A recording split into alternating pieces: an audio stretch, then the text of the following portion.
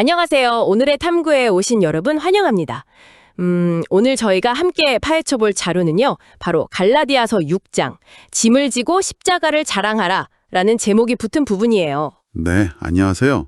이번 탐구의 목표는 이 구절들이 오늘을 사는 우리에게 어떤 진짜 현실적인 지침을 주는지 그 숨은 의미를 한번 캐보는 겁니다.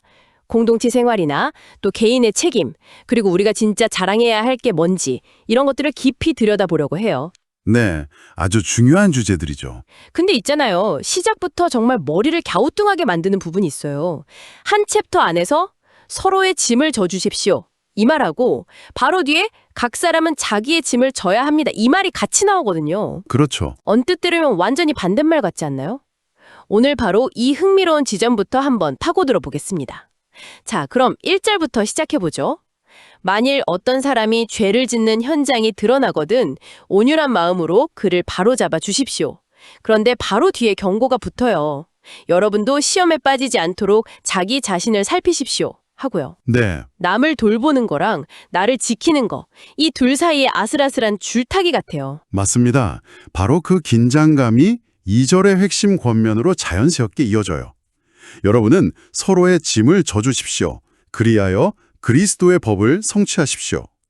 여기서 말하는 짐이라는 게 단순히 1절에서 말한 죄 문제만은 아니에요. 아, 그런가요? 네, 한 사람이 혼자 감당하기 너무 벅찬 삶의 무게 전체를 뜻하는 거죠. 갑작스러운 실직이라던가 관계의 파탄, 아니면 정신적인 번아웃 같은 그야말로 사람을 짓누르는 모든 고난을 포함하는 개념입니다. 아, 공동체가 이걸 함께 들어주는 게 바로 사랑이라는 그리스도의 법을 실천하는 길이다, 이런 뜻이고요. 와. 그런데 전문가님, 솔직히 저는 5절을 읽을 때 약간 배신감 같은 게 느껴졌어요. 하하, 배신감이요. 네. 2절에서 서로 짐을 지라고 해서 엄청 감동받았는데 불과 3구절 뒤에 갑자기 아니 네 짐은 네가 줘야지 하는 것 같아서요. 아, 그렇죠. 그렇게 느낄 수 있죠. 이거 그냥 듣기 좋으려고 했다가 현실을 직시하려는 그런 말장난 아닌가 싶기도 하고요. 하하, 정말 날카로운 지적이세요. 바로 그 지점이 이 본문의 핵심이고요. 그 비밀이 원문에 있습니다. 원문이요. 네, 여기서 사용된 짐이라는 단어가 사실은 2개의 다른 헬라어 단어거든요. 아, 다른 단어였군요. 네, 2절에서 서로 지라고 했던 그 짐은 바레라는 단어인데요. 이건 정말 사람을 짓눌러서 꼼짝 못하게 만드는 감당 못할 무게나 압박을 의미해요. 발에 감당 못할 무게. 그렇죠. 반면에 5절에서 각각 져야 한다고 말하는 짐은 포르티온이라는 단어입니다. 이건 군인이 매는 배낭처럼 각자에게 할당된 기본적인 책임과 의무를 뜻하죠. 와, 그 설명은 정말 명쾌하네요. 그러니까 하나는 예상치 못하게 닥친 버거운 부담이고 다른 하나는 일상에서 마땅히 감당해야 할 책임이라는 거군요. 정확합니다. 그러니까 이 2구절은 모순이 아니라 건강한 공동체의 2가지 필수 요소를 말하는 거예요.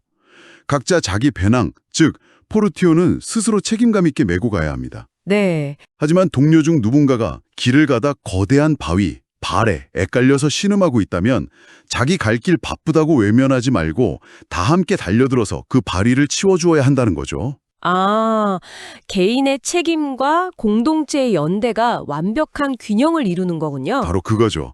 그 설명은 정말 명쾌한데요. 근데 현실에서는 그 2가지 짐의 경계가 좀 모호할 때가 많지 않나요? 그렇죠.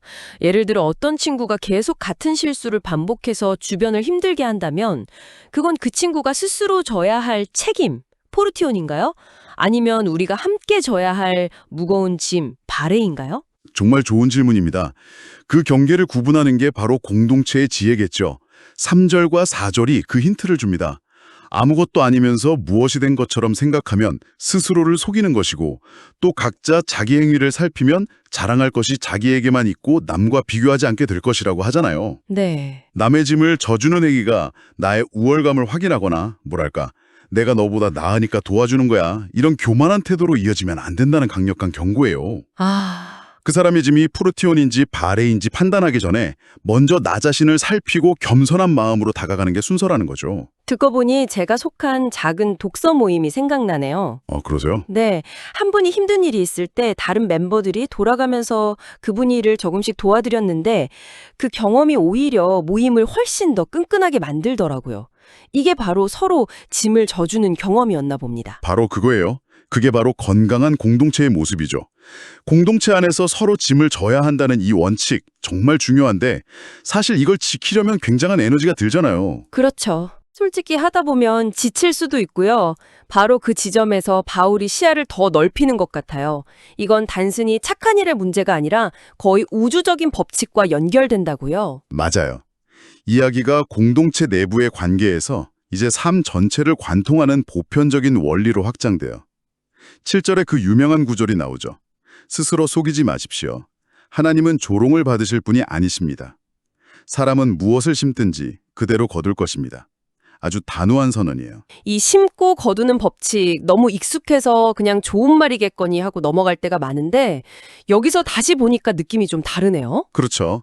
이건 그냥 도덕적인 격언이 아니라 무슨 물리법칙처럼 피할 수 없는 영적 인과법칙이라는 뉘앙스가 아주 강해요.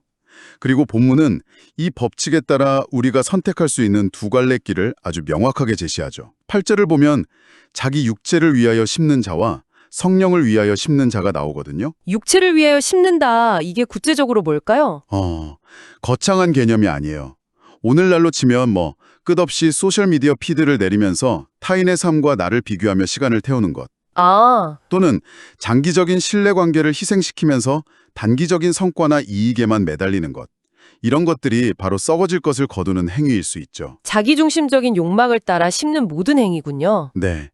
당장은 만족스러울지 몰라도 결국엔 허무함만 남는 그런 투자인 셈이에요. 그럼 반대로 성령을 위하여 심는다는 건 어떤 걸까요? 그건 사랑, 기쁨, 인내, 친절 같은 그런 가치들을 우리 삶에 심는 행위를 말해요.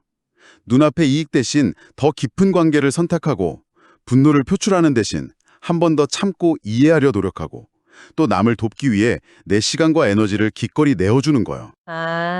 이런 씨앗들은 당장 눈에 띄는 열매를 맺지 않을 수도 있지만 결국 영생이라는 영원하고 썩지 않을 열매를 맺게 된다고 약속하는 겁니다. 그런데 사실 그렇게 선한 씨앗을 계속 심는다는 게 정말 지치는 일이잖아요. 맞아요. 좋은 일을 하고도 좋은 소리를 못 들을 때도 많고 아무도 알아주지 않는 것 같아서 회의감이 들 때도 있고요. 본문도 그 현실을 정확히 알고 있습니다.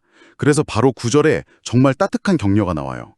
선을 행하다가 낙심하지 맙시다. 포기하지 않으면 때가 이름에 거둘 것입니다. 포기하고 싶은 마음이 드는 게 당연하다는 걸 인정해 주는 거예요. 하지만 그럼에도 불구하고 당신이 심은 것은 절대 사라지지 않으니 조금만 더 힘을 내라고 반드시 추수할 때가 온다고 다독여주는 거죠. 그 희망을 붙들고 구차적으로 어디에 심어야 하는지가 10절에 나오네요. 네, 그렇죠. 기회가 닿는 대로 모든 사람에게 선한 일을 하되 특히 믿음의 식구들에게는 더욱 그렇게 하라. 다시 공동체 이야기로 돌아오는군요. 네, 심고 거두는 법칙이라는 우주적 원리가 다시 우리 삶의 가장 구체적인 현장, 바로 우리 곁에 공동체로 연결되는 거예요. 우리의 선행이 막연해서는 안 된다는 거죠. 가장 가까운 곳에서부터 시작하라는 아주 현실적인 조언입니다. 이제 마지막 부분으로 넘어가는데 여기서 바울의 목소리가 갑자기 확 바뀌는 것 같아요. 맞아요. 톤이 달라지죠? 네. 지금까지는 차분하게 원칙을 설명했다면 11절에서는 갑자기 우리의 멱살을 잡고 이것만은 제발 들어줘 라고 외치는 느낌이거든요. 보십시오. 내가 여러분에게 직접 이렇게 큰 글자로 씁니다. 이 말이 왜 이렇게 절박하게 들릴까요? 맞습니다. 그건 이 편지 전체의 결론이자 가장 중요한 핵심 메시지를 전달하기 위한 극적인 장치예요.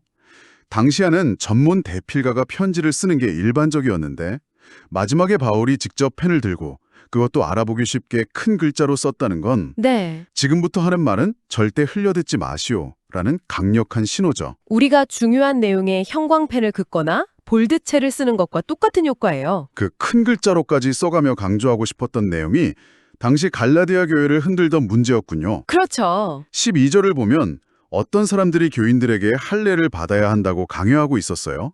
그런데 본문은 그들의 진짜 속셈을 두 가지로 꿰뚫어 보네요.